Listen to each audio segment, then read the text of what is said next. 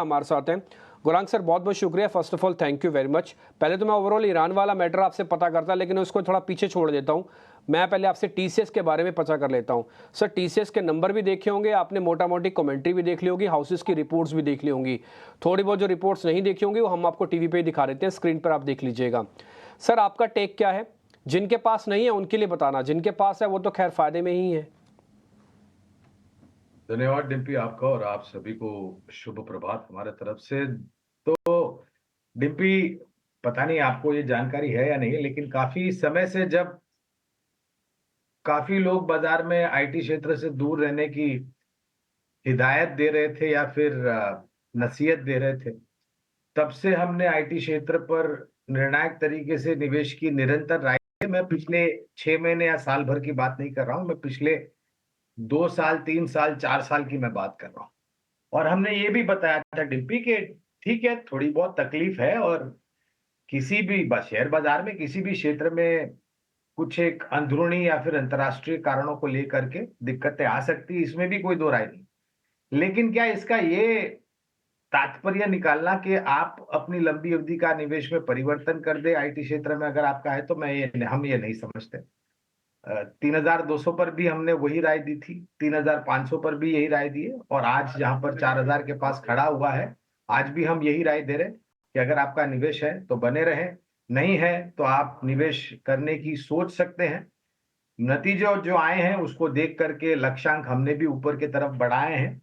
लेकिन एक बात मैं स्पष्ट रूप से कहना चाहूंगा डिम्पी के आज के तारीख में जिस तरीके से साइबर अटैक्स, साइबर क्राइम्स हो रहे हैं, उसको सुरक्षित करने के लिए चाहे वो छोटी, मझौली, बड़ी अंतरराष्ट्रीय कंपनी हो, इन सभी को आईटी क्षेत्र की सेवाओं का उपयोग करना पड़ेगा अपने आईटी पर्यावरण को सुरक्षित रखने के लिए।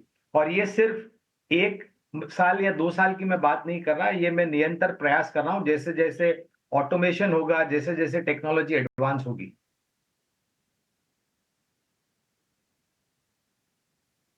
Sir, agree on this point कि आप पहले भी बुलिश थे, आज भी बुलिश हैं और आप ये मान रहे हैं कि भी और चलेगा। तो मैंने जब आपसे स्पेसिफिक क्वेश्चन पूछा कि नए वालों को लॉन्ग टर्म के लिए आना चाहिए, तो मैं आपके आंसर से समझ रहा हूँ कि यस, नए वालों को भी लॉन्ग टर्म के लिए आ जाना चाहिए। ये नंबर्स अभी तक कुल मिला के ठीक दिख रहे हैं। कहाँ पे है उनकी नज़र। और राहुल, वेरी गुड मॉर्निंग, बताइए क्या रहेंगे आपके आज के ट्रेड्स। नमस्ते और गुड मॉर्निंग। तो थोड़ा कॉशियस साइड पे दोनों लॉन्ग के पिक्स हैं, बट थोड़ा कॉशियस साइड तो एक लेवल के ऊपर ही बाय करने की सलाह आज।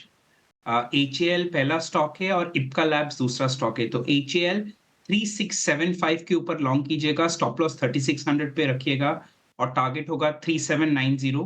दूसरा इप्का लैब्स 1360 के ऊपर लॉन्ग कीजिएगा, 1320 का टारगेट होगा और 1418 का टारगेट रहेगा।